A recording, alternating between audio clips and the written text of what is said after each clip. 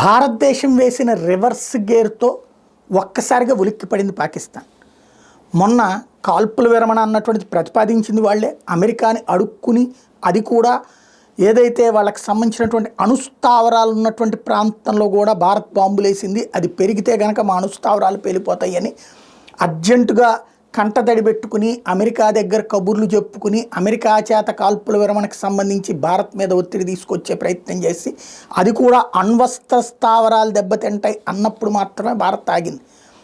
ఆ విషయాన్ని దాచేసి అర్జెంటుగా వాళ్ళ మీడియా, వాళ్ళ సోషల్ మీడియా భారతదేశంలో ఉన్నటువంటి వాళ్ళ మిత్రులతో కలిసేసి పాకిస్తాన్ గెలిచేసింది, భారత్ ఓడిందన్న తరహాలో తప్పుడు ప్రచారం చేసుకుంటూ సాగించినటువంటి పరిస్థితి.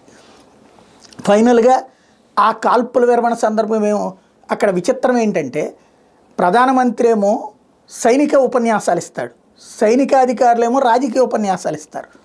ఏమని? విజయం సాధించాం, ఘన విజయం సాధించాం, తగిన బుద్ధి చెప్పామని. పాకిస్తాన్ ప్రజలందరికీ కళ్ళెదురుగుండా ఏ ఊళ్ళో ఎక్కడ బాంబులు పడ్డాయి, ఏం బేస్ ధ్వంసమైందో, ఏం జరిగిందో అంతా చూసినా కూడా అబ్బెబ్బే ఏమీ లేదని సొల్లి కబుర్లు చెప్పారు. నిజమే, వాళ్ళ ట్రాప్లో భారతదేశంలో ఉన్నటువంటి ఈవెన్ మోడీ అభిమానులు, జాతీయవాదులు కూడా పడ్డారు. ట్రంప్ ఆడినటువంటి గేము ఇక్కడ అసలు పాయింట్ దాచేసి తను గొప్పోడని చెప్పుకోవడానికి ఆ విషయము అర్థం చేసుకోకుండా ఇష్టం వచ్చినట్టు మాట్లాడేశారు. బట్ భారత్ ఏం చేసింది? వ్యూహాత్మకమైనటువంటి విరామం అవతల పక్కన వాళ్ళు చెక్ చేసుకోవడానికి నరోగాకి సంబంధించినటువంటి కేంద్రం అక్కడ కొట్టాం అన్నది నిన్న మన సైన్యం స్పష్టం చేసింది. మొన్ననే నేను చెప్పా, అణ్వస్త్రాలు ఉండే ప్రాంతాన్ని కూడా కొట్టింది అన్నట్టు. అట్లాగే మొన్ననే నేను ప్రస్తావించాను, కరాచీ పోర్టును కూడా కొట్టింది అన్నట్టు. కొంతమంది అబ్బెబ్బే అవి ఫేక్, లేకపోతే అదేదో భారత్ మీదనే 24 గంటల ద్వేషంతో రగిలిపోయేటటువంటి వాళ్ళు దాని కాదన్నటువంటి వాళ్ళు ఉన్నారు. లేకపోతే నిరూపించండి, మరి వీళ్ళకి చివరికి నిరూపించాలంటే వీళ్ళ అమ్మ వీళ్ళ నాన్నకి ఈడే పుట్టాడని కూడా నిరూపించాలి. ఎందుకంటే వీళ్ళ అమ్మకి వీడు మీ నాన్న అని చెప్పింది, అది కూడా కాదు అని చెప్పని వాడితో ఏం మాట్లాడతాం ఇక్కడ? నాకైతే మన దేశపు సైన్యం మీద నమ్మకం ఉంది, అది స్పష్టంగా కనబడింది. కరాచీ పోర్టుకి సంబంధించి కొట్టారన్నమాట. నిన్న అంతా వివరంగా చెప్పుకొచ్చారు. అక్కడ మధ్యలో అత్యుత్సాహం ప్రదర్శించింది ఏంటంటే దీన్ని గెయిన్ చేసుకునే ప్రయత్నం వరుసబెట్టి అమెరికాలో పరువు పోగొట్టుకుంటున్నటువంటి ట్రంప్ దీన్ని తనకు అనువుగా మలుచుకునే ప్రయత్నం చేశాడు, అంతర్జాతీయంగా గొప్ప అనేది. అంతకు మించి ఇక్కడ జరిగింది ఏం లేదు. అయితే ఆ తర్వాతన భారత్ విషయం అర్థం చేసుకుంది. ఓహో, దీంట్లో ఓ పక్కన ఓడిపోయిన పాకిస్తానోడేమో నేను గెలిచానని ప్రచారం చేసుకుంటున్నాడు, అట్లాగే ఏమీ చేయలేకపోయినటువంటి చివరికి తన సొంత F-16 యుద్ధ విమానాలు ఉన్నటువంటి ప్రాంతం కూడా ధ్వంసమైంది. ఇప్పుడు F-16 యుద్ధ విమానమే కూలింది. అలాంటి సిచ్యుయేషన్లో ఏం చెప్పాలో అర్థం కానటువంటి పరిస్థితి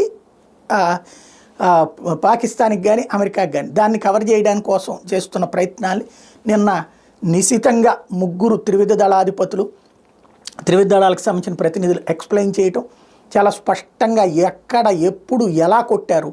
మన లక్ష్యం ఉగ్రవాదానికి సంబంధించి అంతం సాధ్యం కాదు, ఉగ్రవాదులకి గట్టి జవాబు ఇవ్వడం.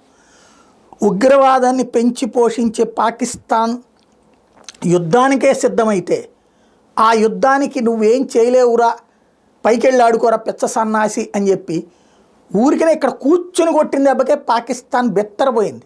కూర్చుని కొట్టిన దెబ్బకి నుంచుని కొడితే పాకిస్తాన్ మిగులుతుంది. అసలు ఆ స్థాయి ఏంటో చూపించాం అన్నటువంటి విషయాన్ని ఆధారాలతో సహా ఎక్స్ప్లెయిన్ చేశారు.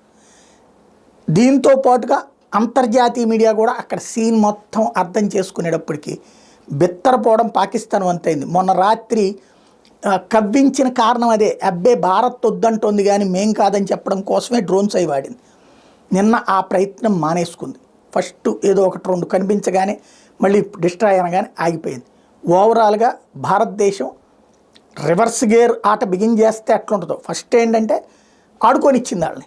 ఆ ఆటలో మేమే గొప్ప వాళ్ళమని భావిస్తే ఆ తర్వాత కొడితే గోబ గుయ్యమంది అనమాట.